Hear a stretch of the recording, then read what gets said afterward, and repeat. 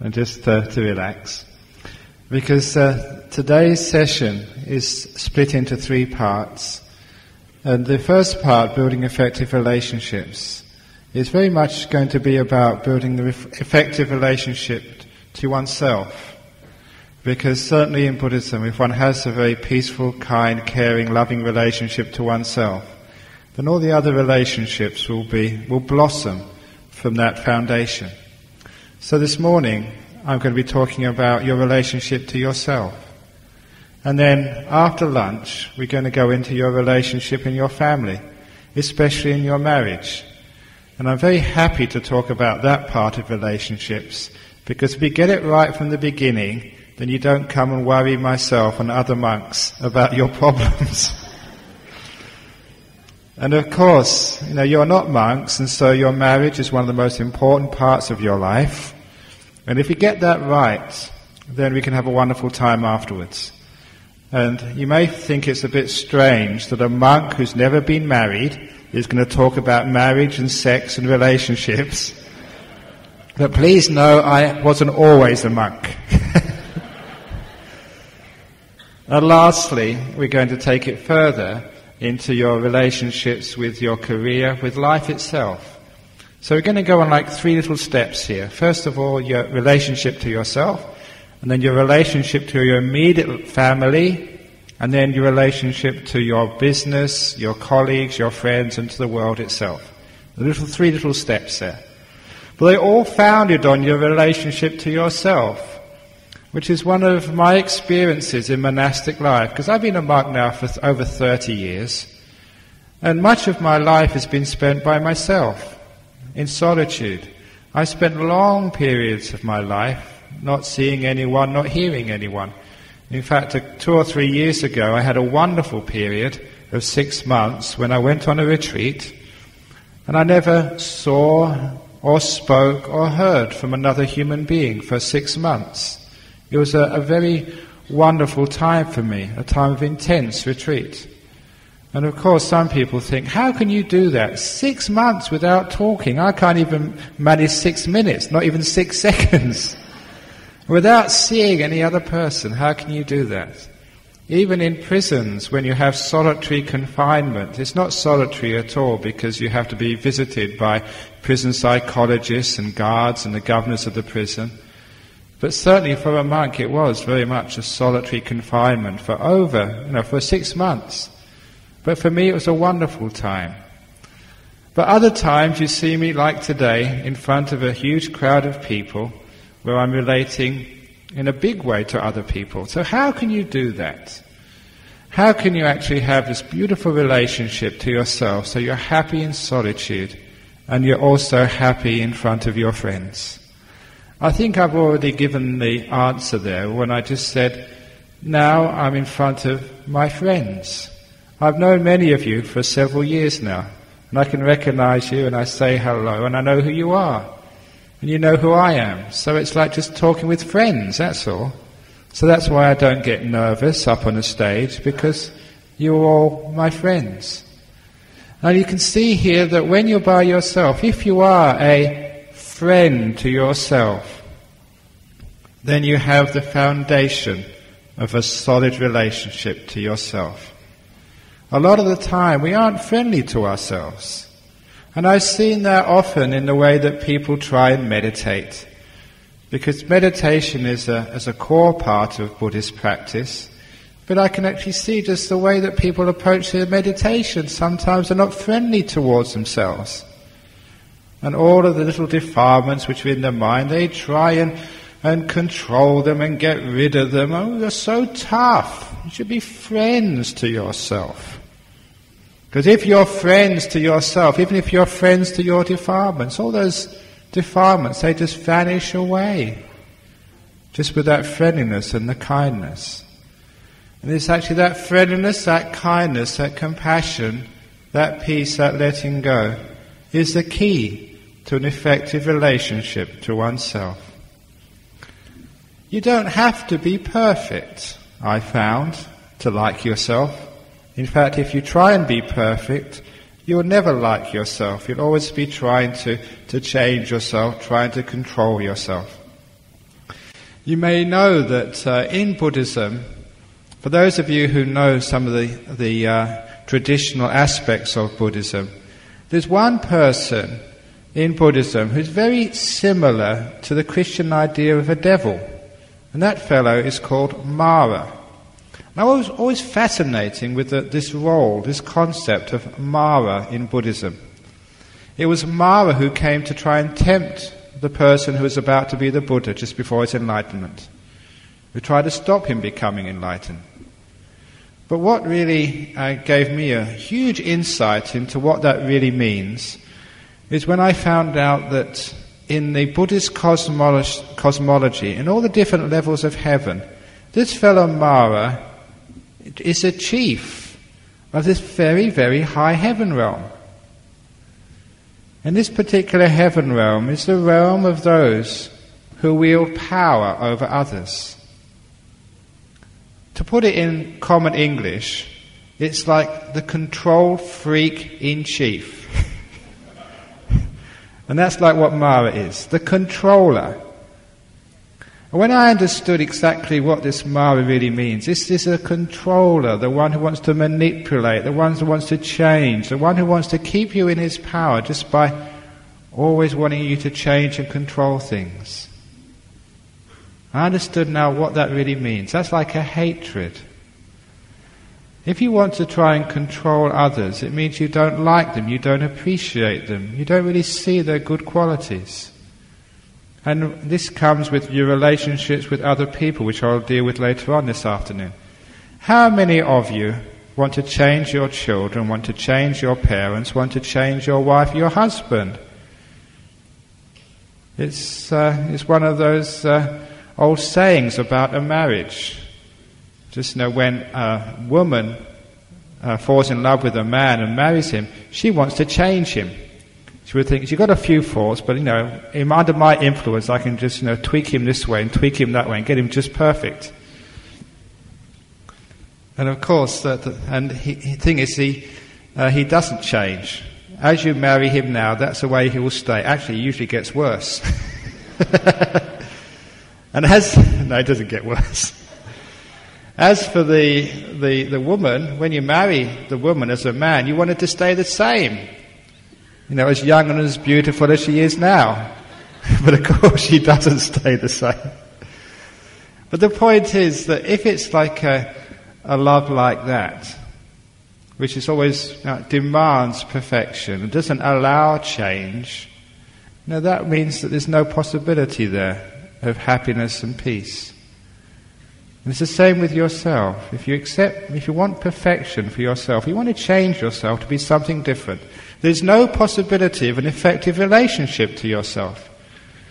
So a lot of life is learning your relationship to yourself, to be more at peace with yourself, more accepting of yourself, even all the little faults you have, to be more acknowledging and more forgiving and more accepting, which is how you learn to be at peace with yourself. Sometimes that people in this world think that the highest gift, the highest gain you can ever get is peace of mind. And what actually is that peace of mind?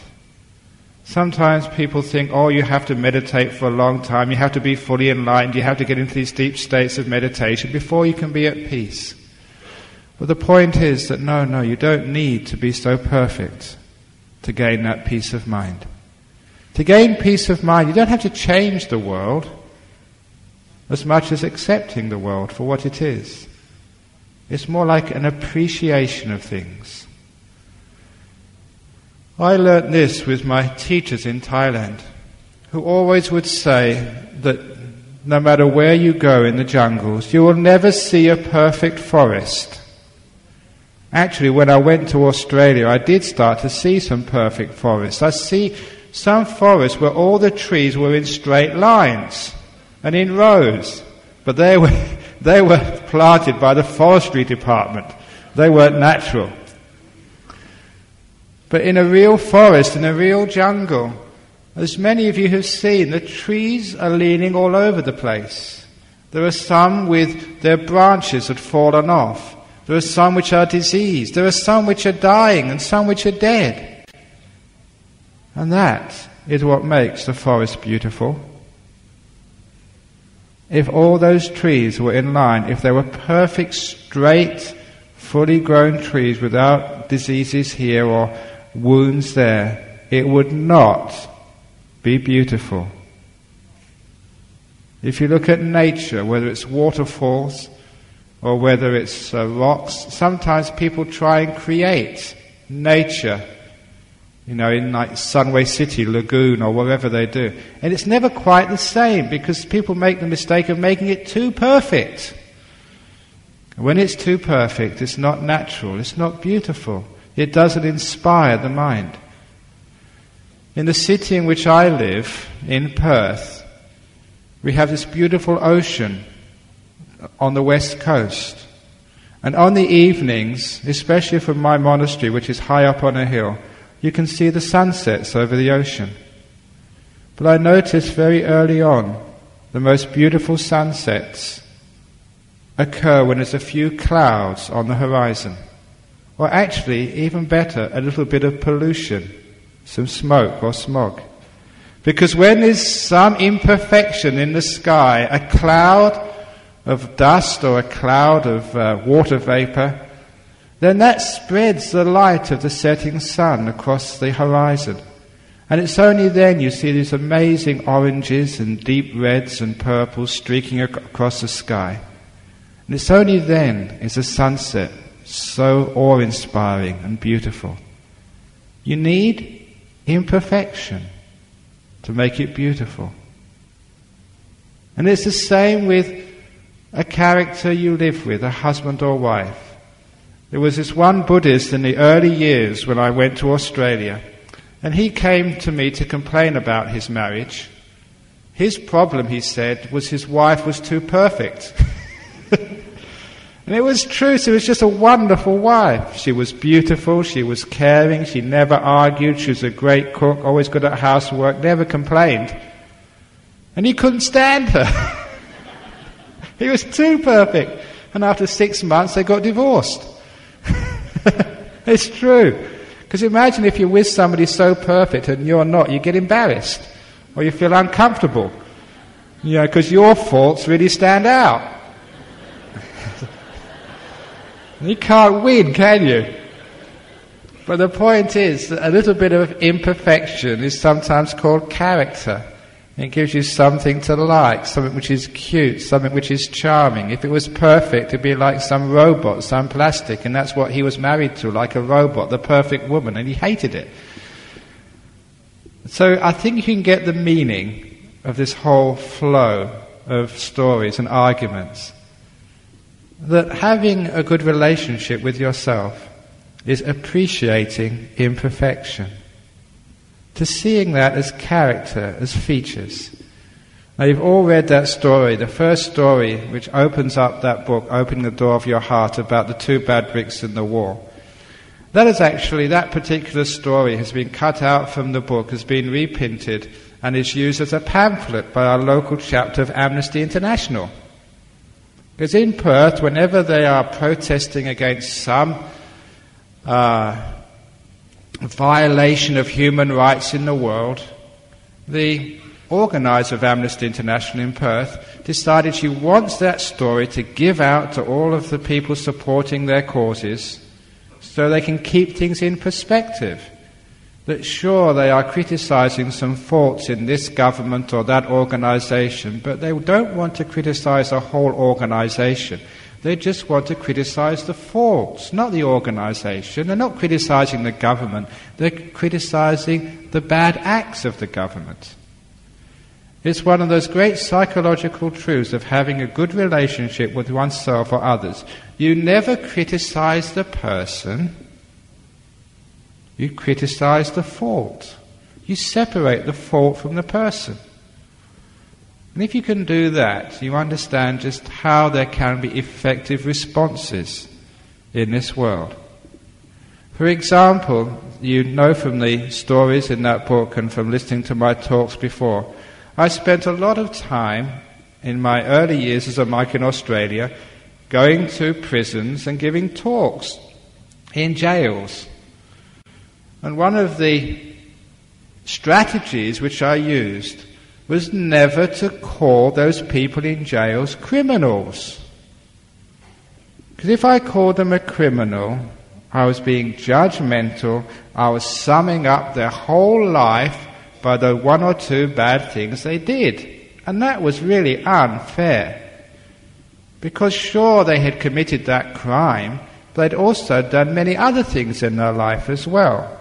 So why define a person by one or two acts which they did, which only took up a minor percentage of all the things they did in their life?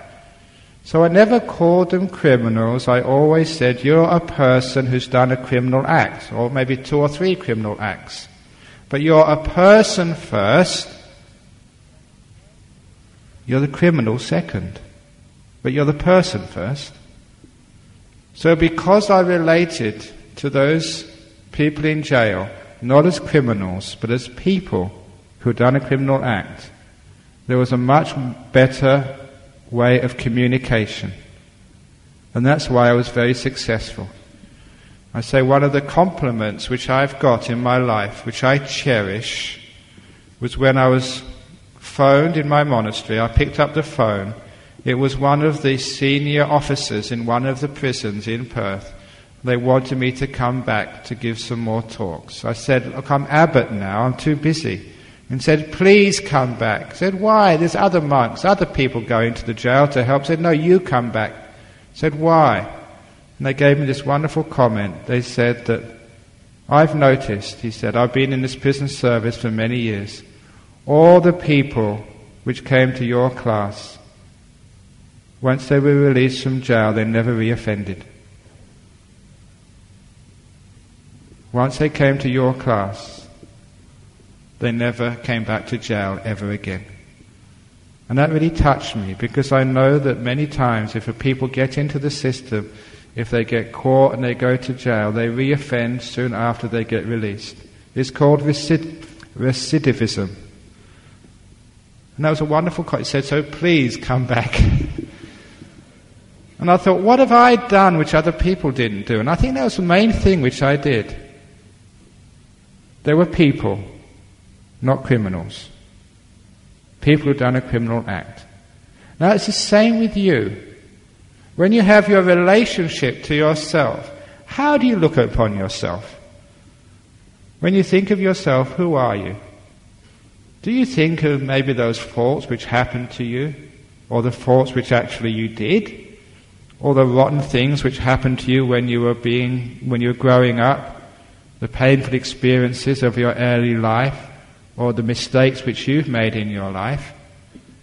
Now, you can understand what I mean here, because if you start thinking of yourself as your faults, the things which went wrong with you, you may be the abused child, the sibling who didn't really get enough love from their parents, or the person who had a very unhappy childhood, or the person who had this accident or that terrible thing done to them.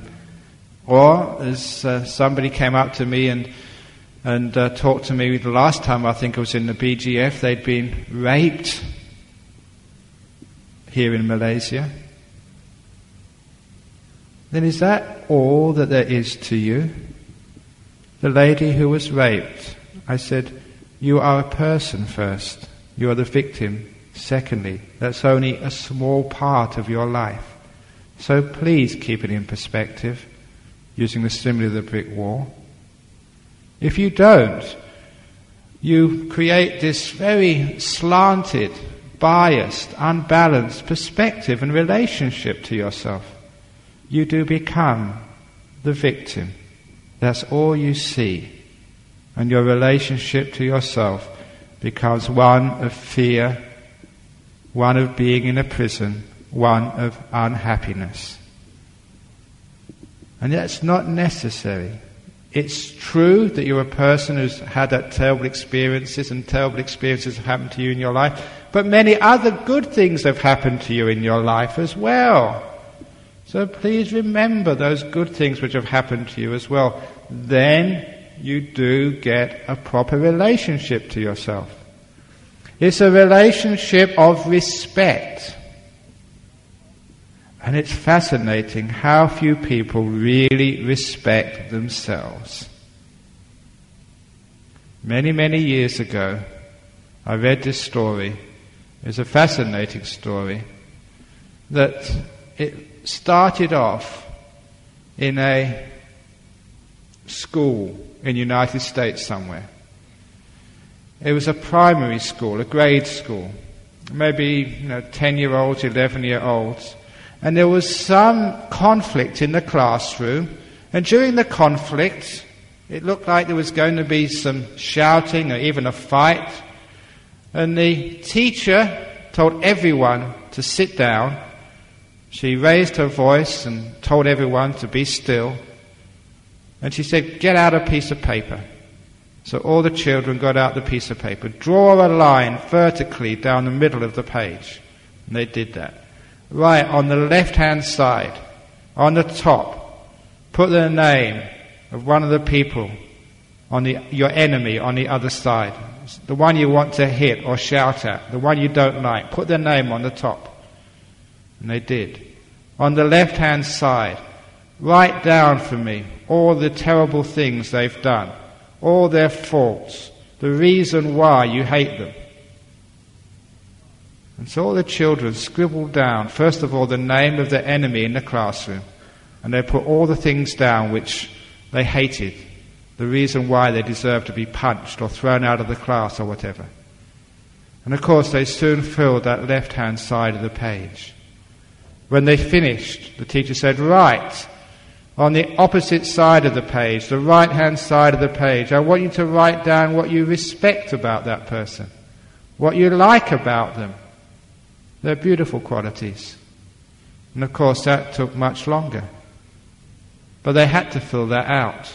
And when they did fill it out, the teacher said, "Now, tear that page down the middle along the line."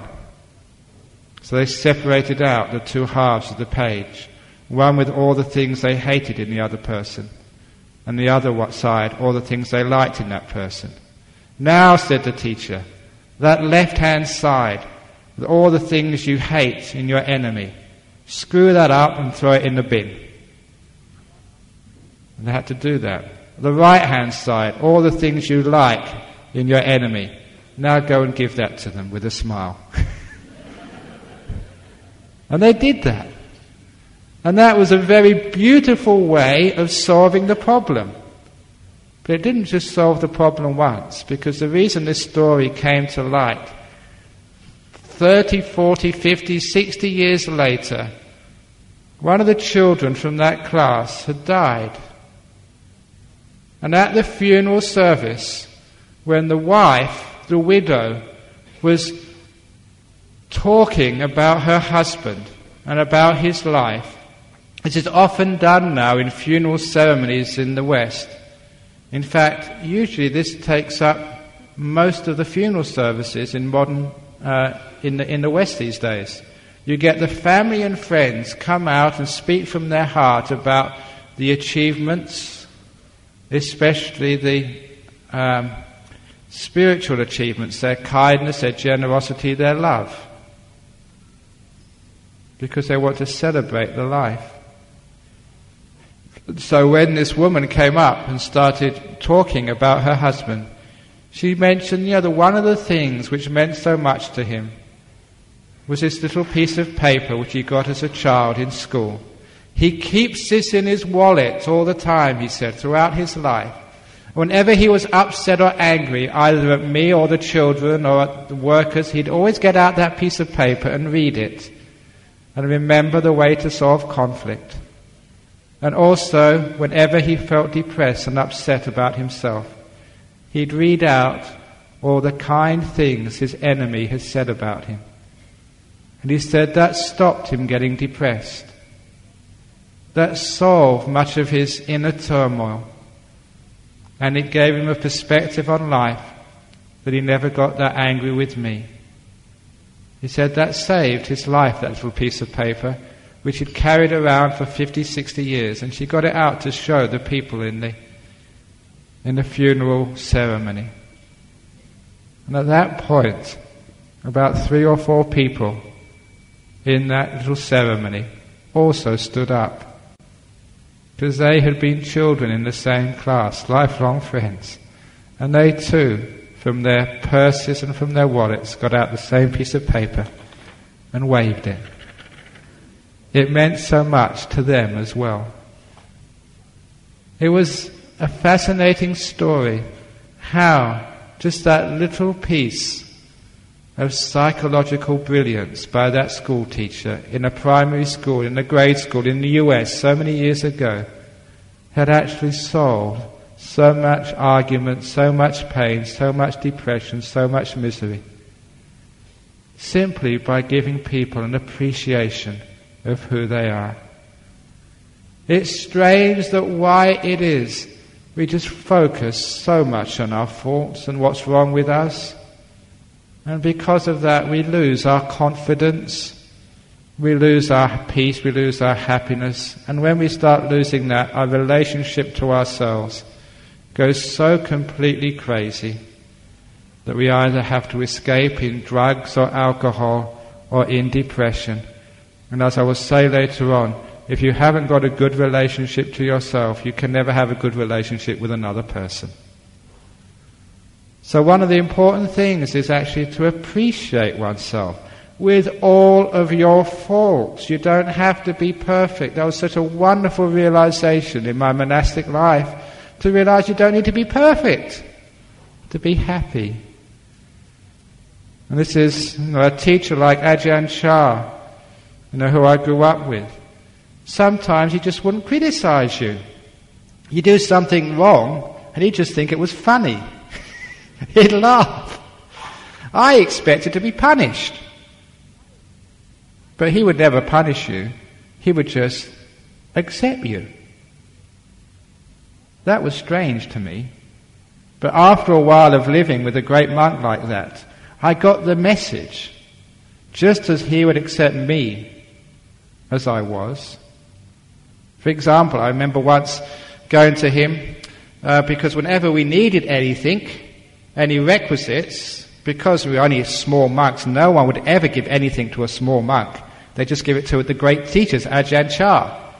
So if we needed anything, some toothpaste or a battery for our flashlight, we'd go to him and he'd have all these requisites and he'd give it to us. So on this one occasion, I'd run out of soap. So I went to his hut and I said, "Can I have some soap?" The point was, though, that I was just learning Thai.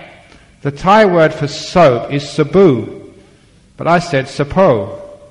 Very close together, but unfortunately the word sapo means pineapple. So he asked me, he said, "Pineapple? What do you want a pineapple for?" And I was just learning Thai, "No, to wash." Ajahn Brahm almost fell off his little chair laughing. These Westerners, I don't really understand their culture, but if they want to wash with a pineapple, fair enough.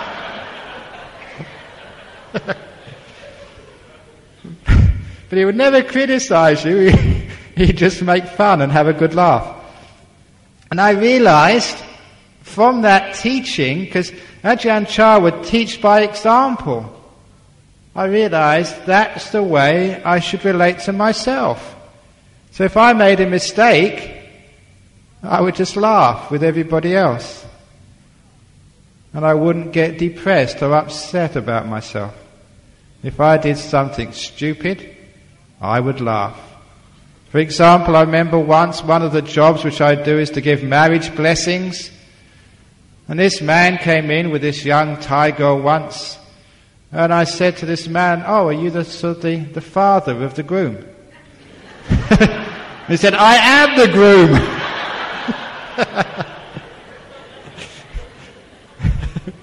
He was so old. He was just a young Thai girl. I mean, he was in his 50s or 60s at least. So sometimes, or another time, there was doing a funeral service, and I was saying, "Oh, we come here to sort of pay respects to, this lady in the front, to this lady's mother who's passed away." And then this lady in the back stood up and said, "I'm not dead, it's my husband, it's her father."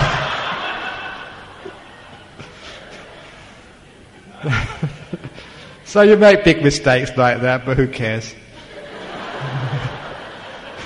It's a funeral service as well. You're supposed to get it right.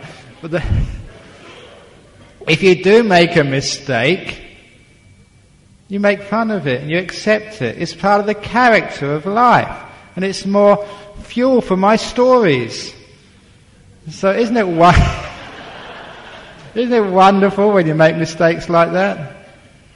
I remember this, I'm not sure when I told this last story here, I remember this on one occasion while I was a monk in Thailand, that I was travelling in the northeast of Thailand, and it happened that in this period of time, there was many of these buses, the public buses going from town to town, had somehow caught fire. Because they were poorly maintained, this was over 25 years ago, they were poorly maintained old buses. Sometimes they'd caught alight very suddenly, and actually people had been caught in that bus and incinerated. And of course it made the newspapers. There's a whole series of these events. One of my fellow monks had been in such a bus. He managed to escape, but his bowl and other requisites had all been burnt. They couldn't get in there to get them out again. And so I was travelling in one of these buses one day, and suddenly because in Thailand you have to sit at the front of the bus, and the reason they put the monks in the front of the bus is because they think the monks have got good karma. So it means there can't be any crashes because your good karma is protecting everyone behind. Unfortunately, what that means is as soon as they get a monk in the front seat, the driver becomes very heedless because they don't care anymore. They've got monk insurance. And worse than that, sitting in the front, you can see all the cars coming straight towards you. It's scary. I remember in this one bus which was going from Chonburi into Bangkok, this guy saw I was in the front seat there. I was a monk there, don't need to worry. And he was driving, watching the movie on the camera. It was so dangerous. But obviously it worked. We didn't have a crash. But on this particular occasion, I was in the front seat, and somebody shouted from the back, "Fire!" And the driver, he slammed on the brakes. As soon as it stopped, he didn't actually get out the entrance. He went out the window as fast as he could. And there was a monk sitting next to me. Now, you know that how our rules in Thailand as a monk, we're supposed to be very patient and very calm. We're not supposed to actually rush out and touch females. But he was out straight away. He didn't care.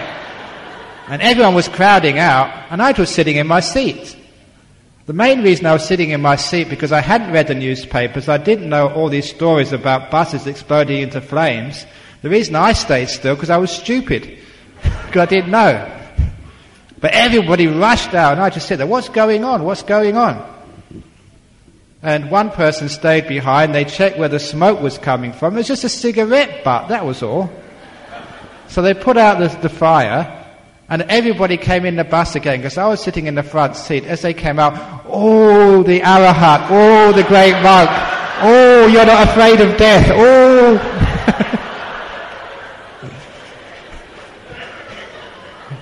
See, so sometimes stupidity has its advantages. I wasn't afraid. So sometimes you make a mistake and you get criticised. Sometimes you make a mistake and you get praised. So who knows about praise and blame? But the point is, you appreciate yourself. That's part of character. So you accept yourself for who you are. You have a good relationship to yourself. That's why that I put the title of that book, Opening the Door of Your Heart. And you know where that comes from. The story of my father, who told me, "Son, whatever you do in your life, the door of my heart is always open to you." Now, I can repeat that many, many times. Every time I tell that, it goes deeper into you. It's a beautiful story of metta, but it's also a very beautiful expression of enlightenment itself. And here, it's your attitude towards yourself. To be able to say to yourself, "Me, this little person's looking at me now. The person sitting in that seat, To be able to say to yourself, me, the door of my heart is fully open to me, no matter what I've ever done, no matter what has ever been done to me, no matter what I ever do, no matter what I'm doing now, the door of my heart is completely open to me. Now that is a powerful statement. And if you can follow the implication of that statement and do that to yourself, you find this amazing experience of unity, being one with yourself.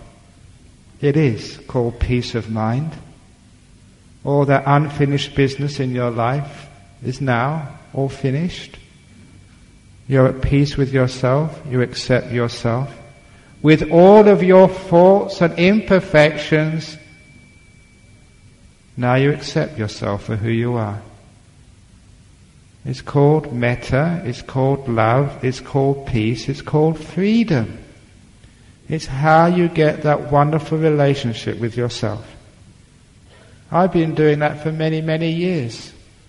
If I give a talk and say something stupid, the door of my heart is open to my own stupidity. You know, when I first gave talks as a monk, this was in Perth, people would walk out, they were bored. I remember once giving a talk, there was only about 30 people to begin with, because they would ring up first of all. I was only the second monk. My predecessor was a monk called Ajahn Brahm. He gave brilliant talks. And they would ring up, who's giving a talk tonight? Ajahn Brahm. Okay, we're not coming. And those few people who did come, after a while, 5 or 10 minutes, oh, this is rubbish, they started leaving. So I remember one terrible talk I gave one day, and I thought, Ajahn Brahm, never mind, you just can't do this. You know, I haven't got the gift of giving talks. So I thought I'd find some other way to fulfill my life as a monk. The point was, I was at peace with that. I didn't mind being a failure. And I think it was because I didn't mind, I became a success. You understand how success happens? When you're not afraid of failure. When you come across as confident, because you're not trying to please anybody or fulfill anything. You're just having a peaceful, relaxed time. When you actually can say to yourself, the door of my heart's open to me no matter who I am, no matter what I'm doing, when you can really be at peace with yourself, you know the secret of having good relationships with others as well. When you know how to love yourself unconditionally,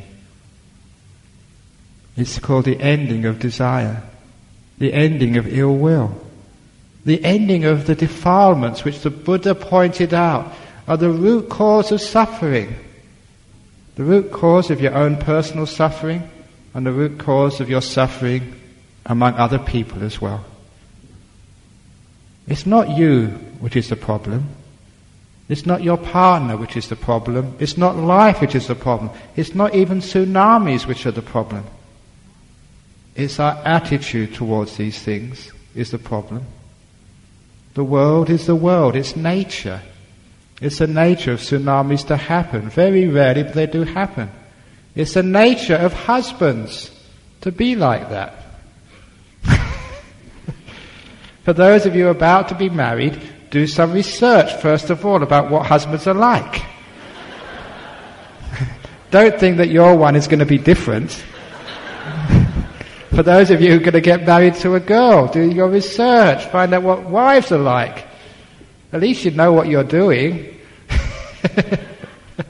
The point here is that now you've been born as a human being, you know what being a human being is like. You know, part of being a monk, a fascinating part of being a monk is being a counsellor. And when I first was a counsellor, you know, when people would come and tell me their problems, this was the experience which I had. I think maybe anyone else who does counselling has a similar experience. The first person who came to tell me the problems, I thought that was really interesting. The second person who came in said, I've heard that before somewhere. And the third person, here we go again. Basically, they're all the same problems. Maybe like a different flavour, different packaging, but underneath it was the same problem.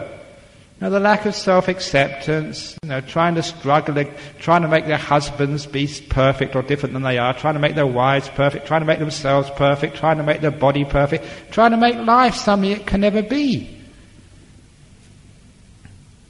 A misunderstanding about perfection and imperfection. I remember Ajahn Brahm, one of his favourite stories, which is not in the book. He said there was a man who had a chicken, and he wanted it to be a duck.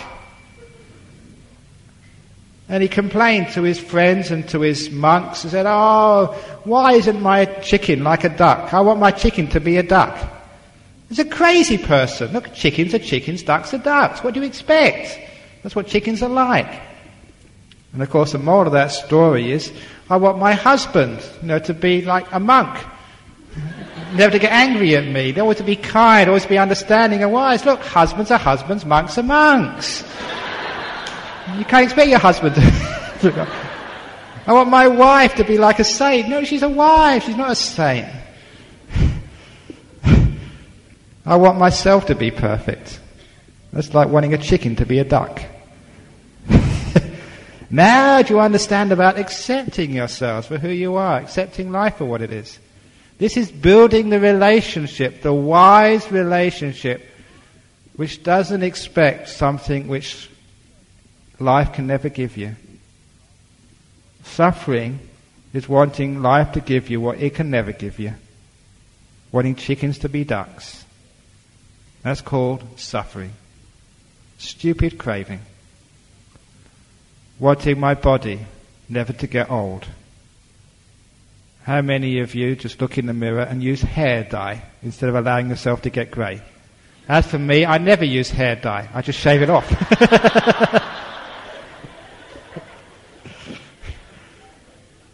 And just allow yourself to get old. It's wonderful getting old. You don't have to do so much. People don't expect, except if you're a monk. Trouble is, I've got a terrible career prospects for me as a monk, because I can't retire.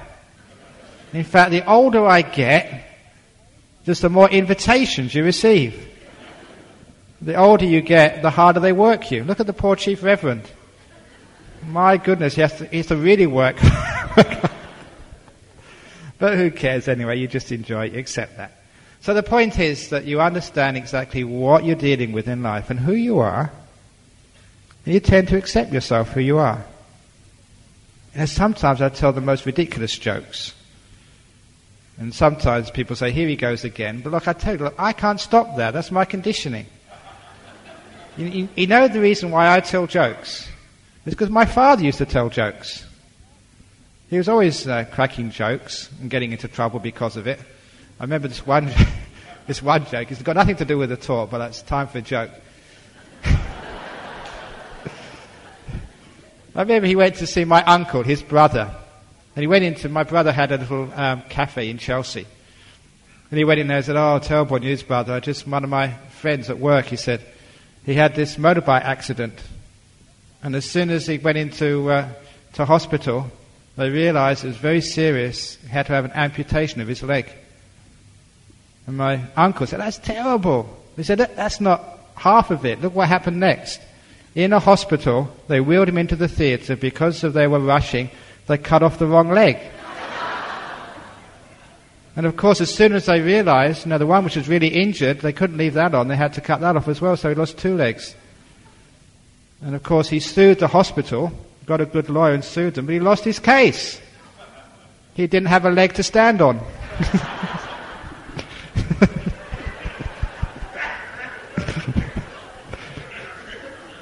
That was typical of my father.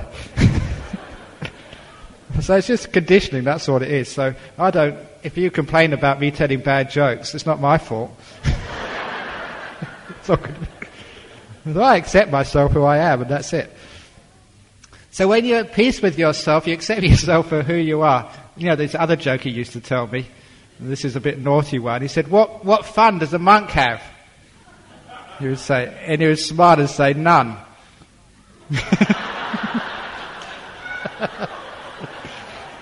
That's my father, very naughty. What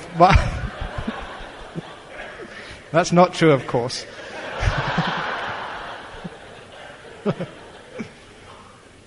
So when you accept yourself as you are, when you're at peace with yourself, you've got this wonderful relationship with yourself. If you make a mistake, as I learned as a school teacher, if you do something wrong and people laugh at you, because as a school teacher, sometimes you're going to make some sort of mistake, and when the class in front of you starts laughing, you laugh as well. Because then the class is never laughing at you, they're laughing with you. And it's so different. Great piece of advice I learned as a school teacher, but of course I use that in my daily life now as well. If I make a stupid mistake or say something wrong, I never get embarrassed. If it's funny, I laugh as well. What's wrong with laughing at yourself? And that way, the world never laughs at you. It only laughs with you. Isn't it a wonderful way of living your life? Of having a good relationship with life and with yourself? So if you do something stupid, you just laugh. And that way you become more at peace with yourself. You have a relationship with yourself. What you're doing is like through wise attitudes to life, all these negative emotions which you have in life, things like depression, fear. What is fear anyway? Fear is like fear of screwing up. That's why public speaking, people think, if I say the wrong thing, I'm going to be in big trouble.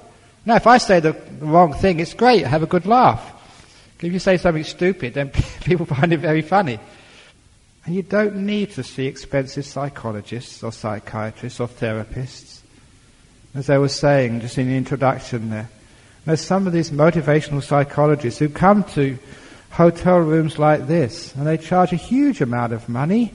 The only difference between them and me is their haircut and their suit. It's the only difference.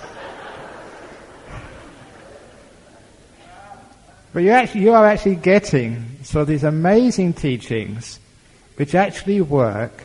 They do change people's lives because they change your life.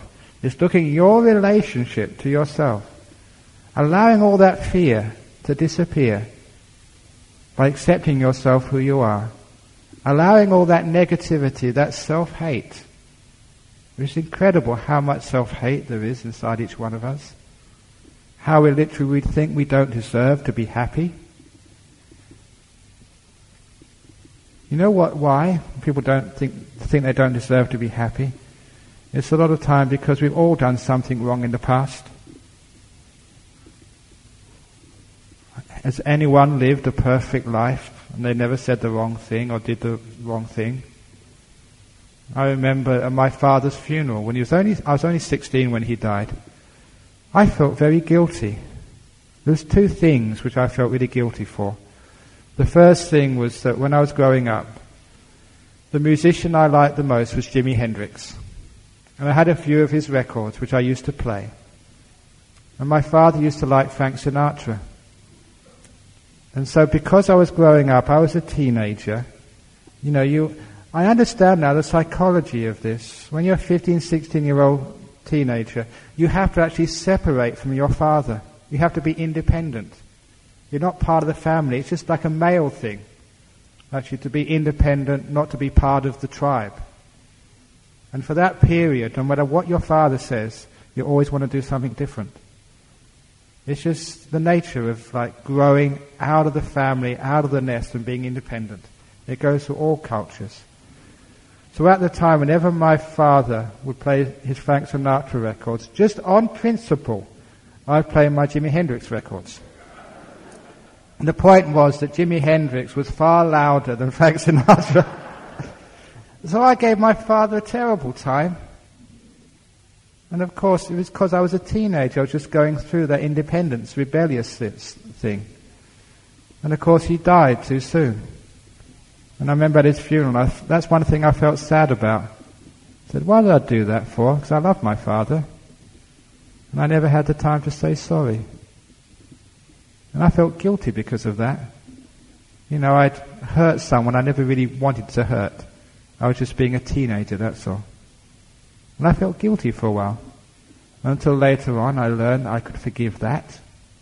So I always imagined what would happen if my father was there, if he was still alive, if I saw his ghost and I said, look, I'm sorry about playing my Jimi Hendrix records. I imagine he would just laugh at me and say, look, never mind, that was not a big thing. I know you're just being a teenager, that's all. He was wise enough to understand what teenagers are like. But until I could forgive that guilt, there was always something inside of me which thought, I can't be happy. You've got to be careful about that. Until you've forgiven, the errors of your past, until you can accept them as just you're a human being growing up, until you can accept that you're just like the trees in the forest, it's beautiful to be imperfect. While you can accept that, you say the door of my heart's open to me no matter what I've done, then you allow yourself to be happy. Too many people have suffering in this world because they're still seeking to punish themselves for something they perceive they did or something they think they haven't done, which they should have done. This is the psychology of the human being. We seek for punishment because of guilt. And when the seeking for punishment, what that really means is that you don't allow yourself to have a happy relationship, you don't allow yourself to succeed in life, you don't let yourself have happiness. Now this is a powerful insight into the nature of a mind. If you can forgive and accept who you are, you find that you will give yourself permission to be happy. And when you give yourself permission to be happy, all the positive emotions start to flow from that. That you can love yourself, you can love others, you can laugh, you can forgive and forget. And you don't give that unhappiness in your heart to other people. If you have happiness inside, that's what you give to others. So as a monk, I'm not perfect. As a monk, I'd say silly things and make mistakes from time to time. Not big mistakes, not breaking rules. But, still I make mistakes. And if you make mistakes, I laugh with other people. I'm at peace with myself.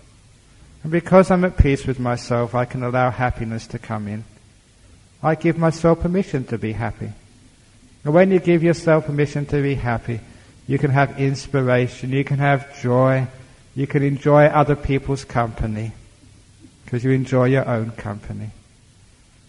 There are negative and positive emotions in Buddhism. And becoming an enlightened being doesn't mean that you have no emotions at all. It was actually quite a revelation to be around enlightened beings like Ajahn Brahm and all these other great monks I met when I was young in Thailand.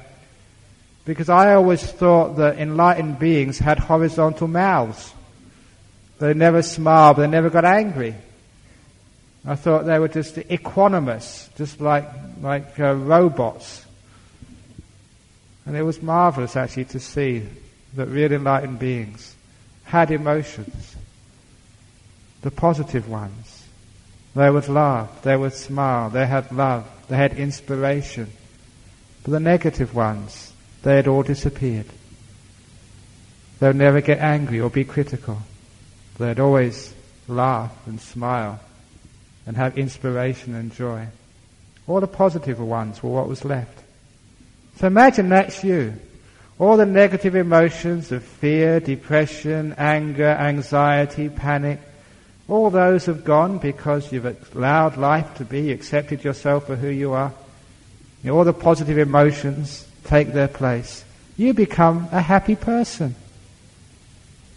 Your relationship to yourself is one of happiness. Accepting yourself for who you are. Not trying so hard to be perfect. And then, when you don't try to be perfect, you wake up one morning and you find you are perfect. Not by trying, but by accepting. Not by trying to change yourself, but by being at peace with yourself. Not by trying to get rid of your faults, but by forgiving them. There you become perfect. And you realize the way to enlightenment. Also you realize the way to have a great relationship with yourself. If you're a chicken, you're a chicken. If you're a duck, you're a duck. If you're a chicken, you go cock-a-doodle-doo. If you're a duck, you go quack-quack.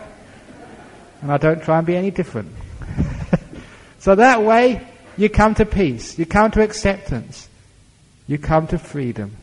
Freedom from the struggle called craving. freedom from ill will, from fear, and even freedom from depression. For any of you who are depressed, my guaranteed antidote for depression is to make peace with it. Oh, depression, thank you for coming. Enjoy it. Make fun with it. There's many advantages of being depressed. You don't have to go to work in the morning. You can sleep in as long as you like. So why is it that people get upset at being depressed? It's not against the law to be depressed. Does it break any of the 5 precepts to be depressed? No. So you can just allow yourself to be depressed. If you allow yourself, the door of my heart's open to depression. This is just an example. You find the depression disappears. When you accept and appreciate depression, then the cause of depression has been undermined and goes. The reason why people get deeper into depression, because they get depressed about being depressed. I don't want to be depressed. Oh, I don't want to have this depression. I want to be something different. I want to have energy. I want to be like I was last week. I want to be like Ajahn Brahm. I want to be like this, but I want to be like that. So that's the reason why we get depressed. Because we want to be something different. So next time you get depressed, the door of my heart's open to you. Depression, come in. Welcome.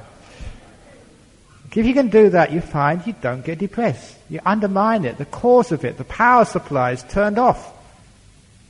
An example about acceptance, the relationship you have with yourself. If you get that right, the whole world becomes perfect. You can live with anybody. You can live with yourself. You can live with your husband, your wife, no matter who they are. And you can live with your children. You can live with your friends. No matter who you are, who you're with, you can have a wonderful life. You don't have to change the world, just have to change yourself. Not really changing yourself, but change the way you look at yourself. Attitudes, that's all it is. And that is the way to build an effective relationship to yourself, first of all. You get that right, and all the things we're going to talk about after lunch all come into place. So, that's enough for me. Now is a time for questions. So what I was saying, building effective relationships to yourself, are there any questions to be asked now? And you've got the microphones over there. So if you have, those of you who want to take a quick toilet break, it's a great time to have a quick toilet break. I hope it's only a toilet break and you're not going out forever because you're upset at what I said. But if you are, the door of my heart's open to you.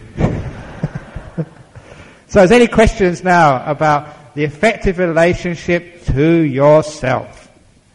Ladies and gentlemen, those of you who want to ask questions, please position yourself behind the microphones, one after the other, so that the waiting time from one question to the other will be minimized.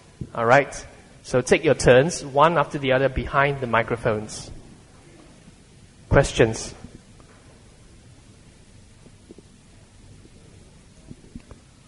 Who's going to ask the first question? Once you get the first question, the other questions come very, very quickly. It's actually the word which we use for this talk, relationship, is a very, very good word because it's an attitude problem. The way you relate to yourself is where the problem lies. So it's not yourself is the problem, it's the relationship you have to yourself. And that's why the Buddha used to say, just like a mother loves her only child, that's how you should love yourself. As if you were like your own little baby. So you're always kind to this little baby called you. It's like it's your only son, your only daughter. Doesn't matter what they do in life, they're my child. I will always love and care for them. Can you do that to yourself? Well, whoever I am, whatever I do, I'm like a child. I make mistakes. Nevertheless, I'll always be at peace and care for me. That's getting a good relationship to yourself. If you can do that, then my goodness, you won't need any psychologist or psychiatrist ever again in your life. You have good health as well. So much of bad health, sicknesses, all come from bad attitudes towards oneself. From psychological blocks inside. I don't know how many... this was... I'm not sure if I said this yesterday, about one of the doctors in Penang who told me once that she was just about to retire, a Buddhist doctor, and she said she noticed that all of the people who came to her surgery, she was a specialist, an oncologist, she could tell who was going to survive and who was going to die without even looking at the results from the tests. Because she could just see, it was an attitude problem. If someone had the correct attitude, she said they were going to survive. It didn't matter even how advanced the cancer was. It was just how they dealt with it.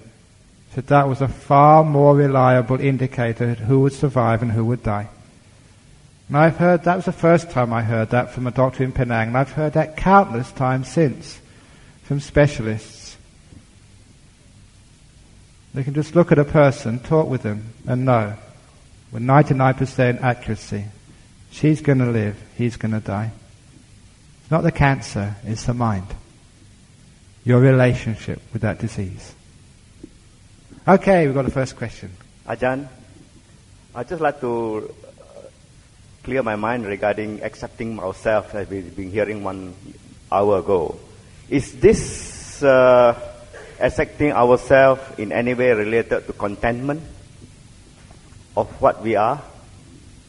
So, could you repeat the question? I didn't quite catch the first part. The first part is regarding the 1 hour talk that you've given us, the examples of accepting ourselves. Yeah. Now, I'm trying to relate that to contentment. Yeah. Is it the same? It is almost the same, but sometimes with contentment, sometimes people confuse that with inaction. And I always like to introduce the idea of duties. So now I have my duties as well, but I'm content to do them. So contentment doesn't mean that one is inactive in the world, that one doesn't contribute in the world. Sometimes this is the confusion people have between the Bodhisattva and the Arahat. And there should be no confusion there at all, because the one who is content, the Arahat, will always be very proactive and caring and compassionate in the world. They would really go out there to help. Because there's no such thing as like a selfish Arahat, because an Arahat's got no self. They've abandoned that sense of me. And so, real contentment will be very proactive in the world.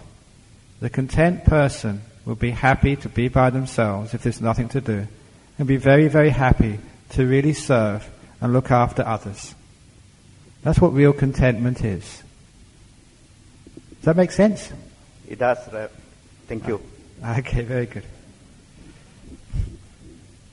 Because sometimes that people say, I'm a Theravada monk, I'm supposed to be selfish. I'm supposed to be just looking after my own enlightenment. But what am I doing all the way from my home here in Kuala Lumpur, working really hard all day? It's not just a talk this afternoon, or this morning, this afternoon. I'm also going to Bubs this evening to give another talk. So I think I should start a union for monks. They'll stop me working too hard. But I don't mind. I'm doing my duty and I enjoy it. So I'm content to work hard. So that's what contentment is. Yeah. Hi, morning. As when you related your story to us about your dad, how do you forgive yourself when you did something wrong, and then after that, just within 1 week, someone close to you passed on? Yeah. Can you actually speak a bit louder? Because it must be the bad acoustics. I can't hear up here on the stage. I'm sorry. As when you related your story about your dad, how do you forgive yourself? How do you accept yourself? Forgive yourself. Forgive? Oh, forgive yourself, yeah. It's amazing that to forgive yourself is the easiest thing in the world to do. However, people find it very difficult because in our societies we're always very fault-finding, and we think people need blame and punishment. They have to work off their crimes. However, there's nothing in Buddhism to say you need to be punished for anything you've done. The whole point of dealing with bad actions or bad speech is just so people don't do it again. So the whole idea of like being punished is not really important. As long as you become a better person, you learn not to make the same mistake again. That's enough. So we don't need to punish very often. But sometimes because we feel if we don't punish ourselves, we'll repeat the action. That's why we don't want to forgive ourselves. We're afraid that forgiveness would mean that the bad action is repeated again. The truth of the matter is that if you forgive, you are less likely to repeat the bad action. Not more likely. If you forgive, you say your partner in life who sort of mistreats you, if you really forgive them and show them a lot of love rather than anger back, the chances are that after a while they'll stop repeating those bad actions. And the same is with you as well. If you don't forgive yourself, because that you have the lack of good relationship to yourself, you're liable to repeat bad actions or bad speech. But to the other part of forgiving yourself, which is also important, which is another key to being able to forgive yourself, is to be able to see something inside of you other than your mistakes, to see something inside of you worthy of forgiveness. Because, you say you take someone like, in the West, like Osama bin Laden. Mr. Bush says no way should he be forgiven, because he can't see any redeeming features in that man. He can't see anything worthy of forgiveness. However, if you pay a little bit of attention, do some research, you find that there's no person in this world who's all bad. Everybody has got some part to them, some redeeming features, which if you can only see those redeeming features, their goodness, it becomes worthy of forgiveness. The story of my brick wall makes that very clear. When I could only see 2 bad bricks, I needed to destroy that wall. I could not forgive it or let it stand. But as soon as somebody pointed out there was more to that wall than the mistakes, then I could accept it. I literally forgave that wall. Same with you. If you've made a couple of mistakes and that's all you see, forgiveness becomes an impossibility. There's nothing worthy of forgiveness there. It's a rotten me, and I want to destroy me. If you can see the good qualities in you, then you can forgive. Like the story of that man in the primary school who had to put down the bad qualities of his enemy and also the good qualities, and then give those good qualities, only the good qualities, to his enemy. It showed each person there was something worthy of forgiveness, worthy of friendship, worthy of love. And because of that, there was harmony in the classroom and harmony in life. If whenever we have a conflict, if instead of demonizing our opponents, which happens in wars and conflicts, if the Iraqis could see something beautiful in the Americans, and the Americans see something they could really, really, really respect in the Mujahideen in Iraq, then there could be conflict resolution, there could be friendship, and the whole thing could actually be solved. We could forgive once we see something worthy of respect in our adversaries. In the same way, there can be resolution of inner conflict once you see something worthy of respect inside yourself. Does that make sense? Yeah. Okay. Yeah. Ajahn Brahm, is there a limit to one's stupid action such that you can forgive yourself? If that's the case, like for example, a killer, can he get peace with himself? If he does, that means we don't need a physical jail for him. Yeah, true. I told that story last night about forgiveness and jails and and hell realms.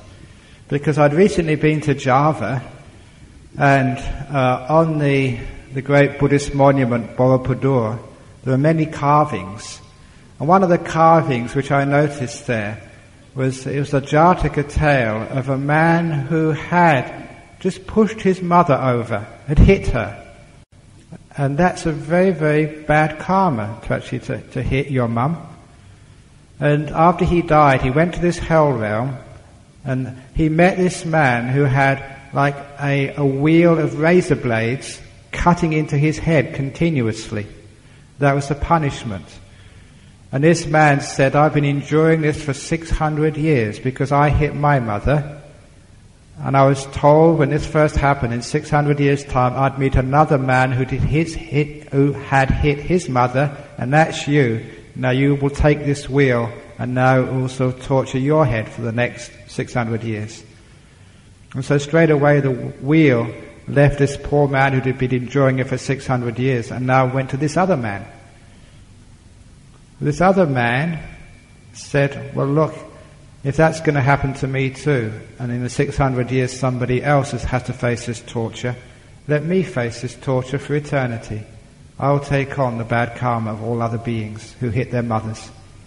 And just with that thought, which was like a thought of like forgiving others and taking away their pain, the wheel just vanished. And he went from hell realm into heaven realm. And that's a little story which is actually an ancient Buddhist story of just the power of forgiveness, the power of compassion, the power of love towards oneself and others can stop the pain straight away. Angulimala never needed a prison, even though he was in Buddhist tradition a person who had murdered 999 people. So really, what's the point of a prison anyway? Sometimes people think it is to punish, because we have this weird way of dealing with problems in life, of punishing them. But you ask people, is it really to punish? Do you really want to hurt those people? So know that if we don't put them in jail, if we don't punish them, then other people will do the same bad acts themselves. But all those years we've had prisons, we've had, like in Malaysia, beatings, whippings, capital punishment, executions. Does that stop crime? Everybody knows in the West that prisons don't work. You have to keep building more prisons, and they cost a lot of money. Fortunately, some people have got other ideas. There was a book which I read as a young man, which had a big effect on me. It was written about over 100 years ago by a man called Samuel Butler. And it was just like a book of satire. He swapped things around a little bit. He imagined this community, which doesn't exist, just a fantasy world, in which if you commit a crime, it's looked upon as being like an illness. You go and see a doctor. So it's like a mental illness. Crime is looked upon as an illness. But if you have what we call a sickness, so you get bird flu, or you get dengue, or you just get a little cold, that's your fault. So you get sent to jail for that. But they had this one scene in there, I wrote about it in my book, where a person had a cold and was in front of the magistrate accused of having a cold. It was quite obvious because he was sneezing and coughing, and he did have a cold, so he was pronounced guilty. And when the magistrate gave the sentence, he said, "This is not the first time you've appeared before me with a cold. And I warned you last time, eat better food, exercise, don't have so much stress. It's your fault you got a cold. You're spreading all those germs around other people. You're a menace to society." So he gave him about 3 or 4 years in jail for having a cold. And there's some logic behind that, isn't it? If you're sick, if you get like heart disease, isn't that your fault? For eating the wrong foods, stressing yourself and being too lazy to take exercise? Shouldn't you get sent to jail for having a coronary? There's some truth to that, isn't there? I'm not actually saying you should do this. This is just using this as a means to put across a point.